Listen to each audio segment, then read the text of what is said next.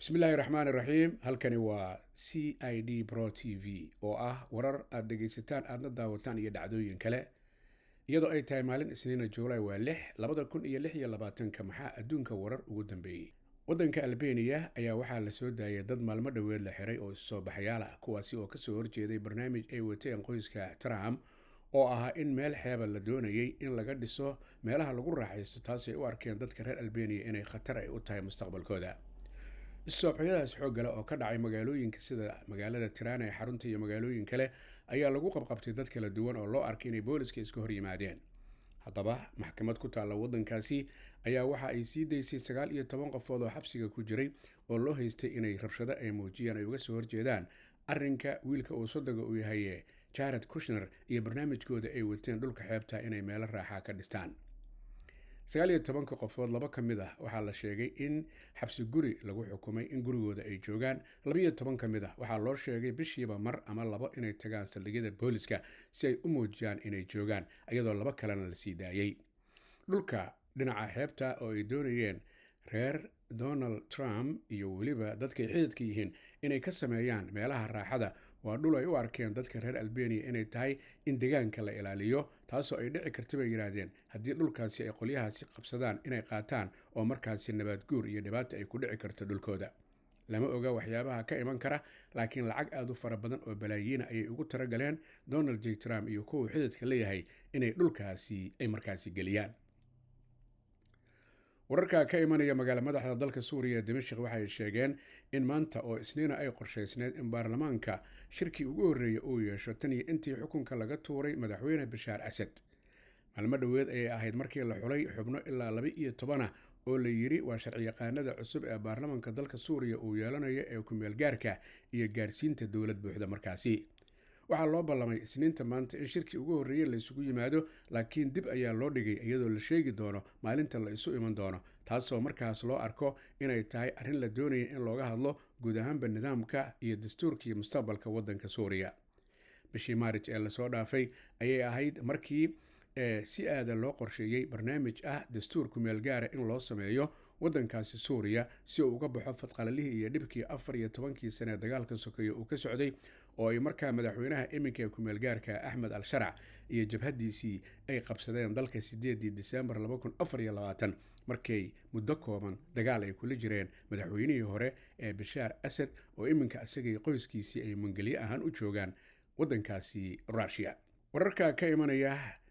dhinaca OPEC oo ah ururka soo saara saliidda ee wadamada ku bahoobay iyo dalalka kale oo isbahaystaan oo saliidda dunida soo saara ayaa kulan ay yeesheen waxa ay ku sheegeen in la doonayo in la badiyo tirada soo saarka barmiilada amaba marka la fiiriyo shidaalka maalinlaha ah wadamo ayaa jiray 13 wadan oo ururka OPEC ka tirsanaa oo saliidda soo saara iyo dalal kale oo ay isbahaysi yihiin oo iyaguna saliidda soo saara laakiin ururkaasi aan ka tirsanayn shir ay yeesheen waxay sheegeen 7 wadan oo iyaga ka mid ah oo wadamo Carbeed ay ku jiraan in la kordhiyo maalin walba wadan walba 188,000 oo barmiil ama fuusto oo shidaala hadda ka hor ay ahayd 2023 bishii Abriil iyo bishii November inay wadamadaasi ay hakiyeen oo ay yareeyeen shidaalka ay soo saaraan ee adduunka laakiin markii dhibaatadu ay ka bilaabatay dalka Iran iyo gacanka 28 bishii February oo Israa'iil iyo Ameerikaanku ay weerarka Iran ku qaadeen ayaa culays xoog leh dhinaca tamartu uu ku yimid guud ahaanba marka la fiiriyo adduunka maxaa yeelay shidaalkii mari jiray gacanka Hormuz oo 20% shidaalka adduunka ah ayaa meesha ka baxay taasi waxay keentay culays dhaqaale adduunka oo dhan inuu saameyn ku yeesho laakiin iminka ay u ballameen qolyahan OPEC iyo kuwa kale ee saaxiibada ay yihiin ee shidaalka soo saara inay kordhiyaan iyadoo ay ballameen arrinkan in la bilaabo Agoosto laakiin shir kale ay u ballameen bisha soo socotay Agoosto maalinta ay tahay 2 waxaa la eegi doonaa maadaama hadda culayskii uu yaraaday oo dagaalka uu istaagay oo isfaham uu ka dhexdhacay Ameerikaanka iyo Iran haddii isfahamkaasi sii socdo xabadina aanay dhicin in markaas gacanka Hormuz oo furmi karo shidaalka iyo tamarta adduunkuna ay caadi ku soo laaban karaan haddii kale oo dagaal soo laabtana arrintu cirka isku shareeri doonto culayskuna uu markaasi sii badan karayo laakiin waxay ka dagaalamayaan mar walba inaan arrintaas iyo dhibkaasi aanu soo laaban 4 sano dheeraad ayaa dawladda Russia weerar ku haysay dalka Ukraine taasoo marba marka ka dambeysay dhib xoog leh uu jiray dad aad u fara badan oo kumanaan ay dhimanayeen qaarna ay dhaawacmayeen haddaba toddobaadkan aad ayay u xumayd marka la fiiriyo weerarada ay soo qaaday dowladda Russia khamiistii ayay ahayd weerar aad u culus oo dhinaca cirka gantaalada iyo daroonada inay aad ugu dhibaateeyeen magaalada Kiev oo magaalo madaxda Ukraine iyo magaalooyin kale dad badan ay dhintaan.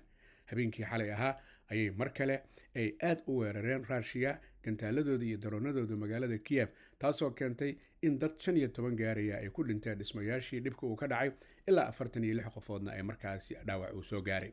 madaxweynaha dalkaasi Ukraine Zelensky ayaa saacado ka hor ka digay inay dhici karto weerar inuu soo fool leeyahay gantaalo iyo daroono Russia ka imanaya. arrinta uu saadaaliyana way dhacday.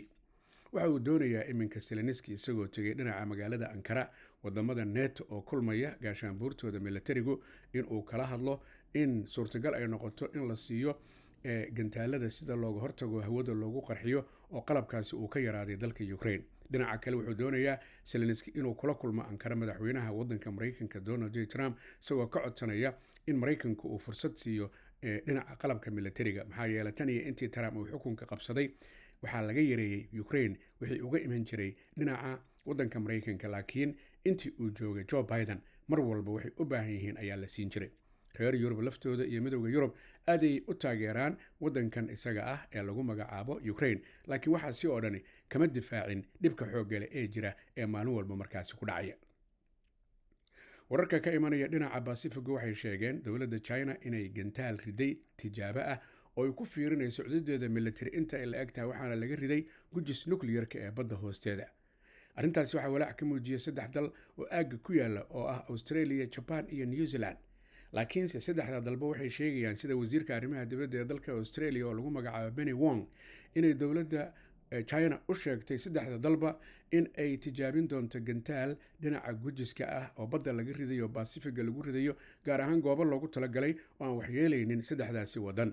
laakiin iyadoo haddana loo sheegay Australia, New Zealand iyo Japan ayay walaac muujinayaan oo waxay leeyihiin gobolka deganaashihiisa ayaa dhibaato ku iman karta. laakiin waqtiyadii ugu dambeeyay waxaa la arkayay dowladda China oo si aad iyo aad militarigeeda u xoojiso u ballaariso isku ballaarinaysa dhinaca Indo-China iyo weliba Pacifica, taasoo ay dhibaato ku tahay marka la fiiriyo dalalka aagga ku yaala oo ay gacan saar leeyihiin wadanka Mareykanka. dowladda China marka la fiiriyo waa dowlad iminka jeebkeeda dhaqaale uu booran yahay, militarigeedana adkaysay, taasoo loo arko in ay noqon karto xoogga keliya ee ka jira dhinaca Pacifica iyo weliba Indo-China. sidan oo kale ayaad ugala socon doontaan CID Pro TV channelka ah. Maxamed Axmed Xaaji Cagmadhige, magaalada London. aniga iyo saaxiibadayda channelkan CID Pro TV waxaan idin leenahay kalama tegina. wassalaamu calaykum waraxmatullaahi tacaala wabarakaatu.